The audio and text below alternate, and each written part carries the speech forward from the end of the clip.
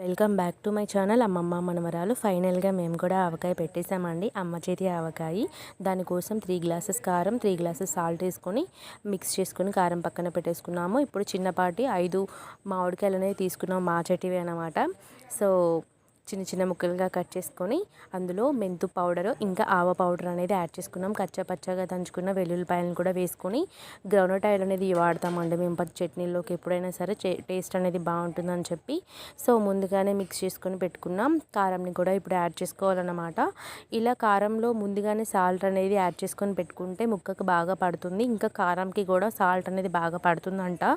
తర్వాత ఇంకా ఫ్యూచర్లో యాడ్ చేయకుండా ఆయిల్ ఇంకా కంప్లీట్గా ఆయిల్ అనేది యాడ్ చేస్తున్నాం అన్నమాట. సో ముందుగానే ఆయిల్లో వెల్లుల్లిపాయలు ఇంకా మెంతులు, జీలకర్ర, వెండిమిరపకాయలు వేసి పోపు చేయాలి. ఎందుకంటే ముందు మనం పచ్చి నూనె వేసాంగా, ఇప్పుడు కాగబెట్టిన నూనె వేస్తే టేస్ట్ బాగుంటుంది. మీరు ట్రై చేసి టేస్ట్లో